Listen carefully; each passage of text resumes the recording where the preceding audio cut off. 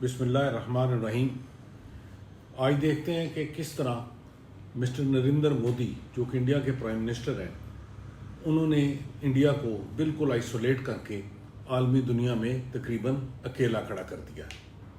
تو یہ basically B J پی سے تعلق رکھتے ہیں، اور بی جے پی کے بھی یہ اس گروپ سے ہیں جو بڑا strong hardliner R S S backed group ہے۔ اس کا مطلب یہ ہے کہ یہ الٹرا رائٹ پالیٹکس کرتے ہیں، یہ کنفرنٹیشنسٹ ہیں بائی نیچر، اور یہی کنفرنٹیشنزم ان کا لوکل پالیٹکس میں اور انٹرنیشنل پالیٹکس میں بھی نظر آتا ہے۔ انڈیا علاقائی سیاست میں بالکل مودی صاحب کے دور میں پاکستان سینٹرک ہو گیا، اور وہ پاکستان دشمنی اٹھا کے ہر فورم پر لے جاتے ہیں۔ تو انڈیا اتنا بڑا ملک ہے، ان کے وزیر اعظم کو بیونڈ پاکستان دیکھنا چاہیے، لیکن ان کو صبح شام جو بھی سر درد ہوتی ہے وہ صرف پاکستان سے ہی ہوتی ہے۔ انہوں نے ہر فورم پر پاکستان کی مخالفت کی ہے۔ ابھی 2019 کو دیکھیں، جب انہوں نے بالا کوٹ پر ایک حملہ کیا، کوئی ٹیررزم کا ایکٹیویٹی ادھر پتہ نہیں کہاں ہو گئی تھی، اور انہوں نے اس کا الزام پاکستان کے سر ڈال دیا اور بالا کوٹ پر ایک ایئر اٹیک کر دیا۔ اس سے نقصان تو کچھ بھی نہیں ہوا، انفیکٹ وہ اٹیک ہوا ہی نہیں تھا شاید، چونکہ وہ آن اے لائٹر سائڈ، وہ کہتے ہیں کہ کوا مرا تھا اس کے اندر سارا۔ لیکن اس کے جواب میں پاکستان نے آپریشن چھوٹا سا کیا، سوئفٹ ریٹارٹ کے نام سے۔ اس میں ایک تو ان کے کچھ جہاز گر گئے، پھر ابھینندن کا جہاز گر گیا جس سے ابھینندن کو ایجیکٹ کرنا پڑا، اور اسے پاکستان نے گرفتار کر لیا۔ اس کے علاوہ پاکستان نے ڈکلیئر کیا تھا کہ ہم اس کا بدلہ لیں گے، تو اگلے 2 دن کے اندر اندر پاکستان نے ان کے 4 سے 5 ملٹری ٹارگٹس پر پہنچے، لیکن ٹارگٹس کے اوپر فائر نہیں کیا، ٹارگٹ سے تھوڑا ہٹ کے فائر کیا تاکہ ایک میسج کلیئر ہو کہ دیکھیں ہم یہ کر سکتے ہیں۔ سو پاکستان کے جہاز اندر گئے، ٹارگٹس کو ایک خاص فاصلے سے تھوڑا سیف ڈسٹنس پر رہ کے ان کو اٹیک کیا، میزائل فائر کیے اور وہاں سے آگے۔ پھر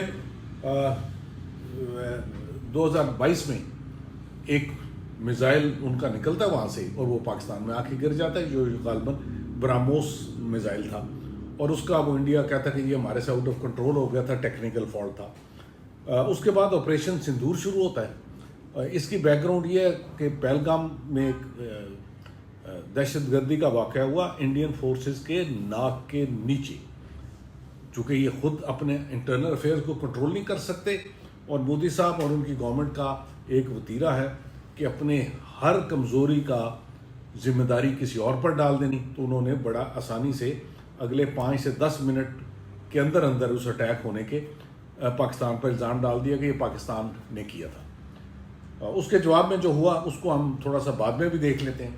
تو پاکستان کو ہمیں بڑی ہوپ سے دیکھنا چاہیے۔ ہمارا فورن پالیسی اور ہمارا فورن آفس بہت اچھا کام کر رہے ہیں۔ تو اگر انڈیا سے کمپیئر کریں، آئی تھنک انڈیا کو ہم نے ڈریگ کر کے نیچے رکھا ہوا ہے۔ انڈیا ہمارے ساتھ تعلقات ٹھیک کیے بغیر گریٹنس کا سوچ بھی نہیں سکتا۔ اس نے اگر آگے جانا ہے تو اس کا رستہ تھرو پاکستان ہے۔ یہ پاکستان کو ساتھ لے کے چلے گا، اکوموڈیٹو ہوگا، ریزنیبل ہوگا، تو انڈیا کو بھی آگے ترقی کا رستہ ملے گا، گریٹنس کا رستہ ملے گا، ورنہ انڈیا کے پاس آئسولیشن کے علاوہ اور کوئی کارنر ابھی نظر نہیں آتا۔ میں نے شروع میں کہا تھا کہ آپریشن سندور کو تھوڑا بعد میں دیکھتے ہیں۔ یہ اس لیے دیکھنا اس ڈسکشن میں ضروری ہے کہ انڈیا ایک بہت بڑا ملک ہے۔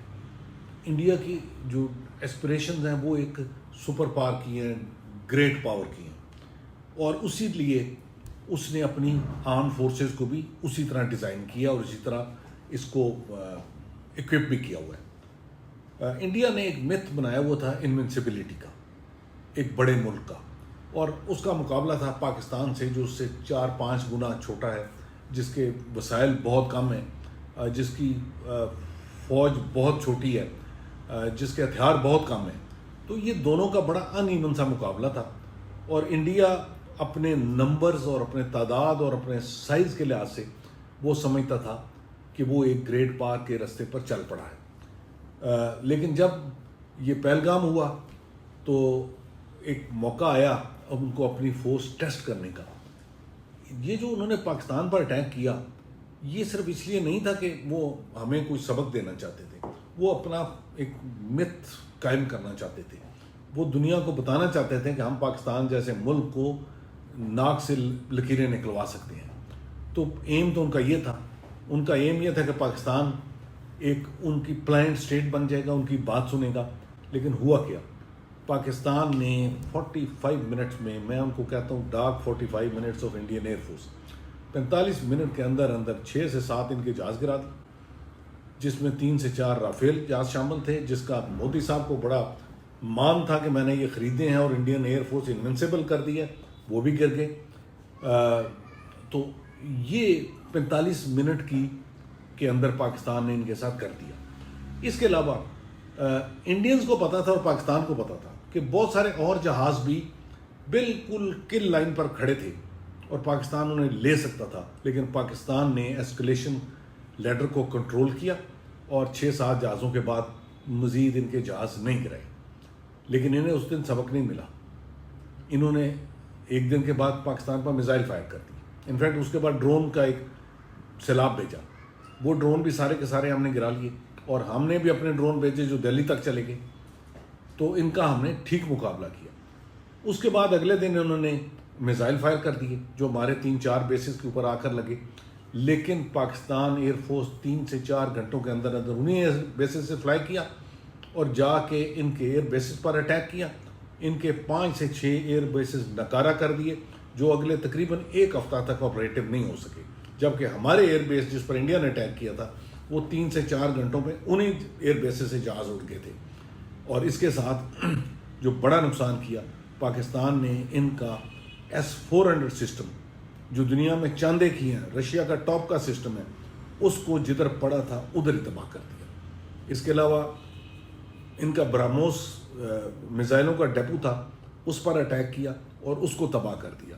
تو یہ جو پاکستان کو سبق سکھانے آئے تھے اور اپنا ایک متھ بنانے آئے تھے, تو پاکستان نے ان کا گریٹ پاور کا, گریٹ فورس کا متھ کو بالکل شٹر کر دیا, ٹکڑے ٹکڑے کر دیا. اور ابھی یہ بہت عرصہ تک اس شوق سے نہیں نکلیں گے. انڈیا کی ایئر فورس کو ریپیٹڈ شاکس مل رہے ہیں.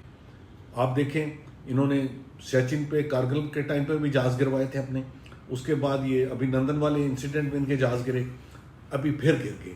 یہ ایئر فورس اس شوق سے نکلنے کے لیے بہت عرصہ لے گی اور اگلی دفعہ یہ 100 گنا زیادہ کیئرفل ہوگی, کیونکہ انہیں پاکستان کی کیپیبلٹیز کا اندازہ اس دفعہ کم از کم ہو جانا چاہیے کہ پاکستان ادھر تک جا سکتا ہے جہاں تک یہ سوچ نہیں سکتے. پاکستان کی ٹریننگ بہت اچھی ہے, پاکستان کے ویپن سسٹم بہت اچھے انٹیگریٹڈ ہیں. تو اس لیے پاکستان نے ان کا متھ جو تھا نا اس کو توڑ کے رکھ دیا. سو مودی صاحب کی یہ 2 کنٹریبیوشنز ہیں کہ ایک انہوں نے انڈیا کو دنیا میں آئسولیٹ کر دیا, دوسرا جو ایک گریٹ پاور کے لیے گریٹ فورس چاہیے ہوتی ہے اس کو ایک چھوٹے سے آپریشن کے اندر بالکل شٹر کروا لیا. اور ابھی انہیں سارا ایک سلسلہ دوبارہ سے تیار کرنا پڑے گا جو مودی صاحب کے دور حکومت میں تو ہوگا نہیں. India will take time to recover out of all this mess جو مودی صاحب نے انڈیا کے لیے کریٹ کر دی ہے. انٹرنل فرنٹ از بیڈلی بروکن, اس کی تو آج سبجیکٹ نہیں تھا, اس پر کسی اور ٹائم ڈسکشن کریں گے. تو with this thank you very much.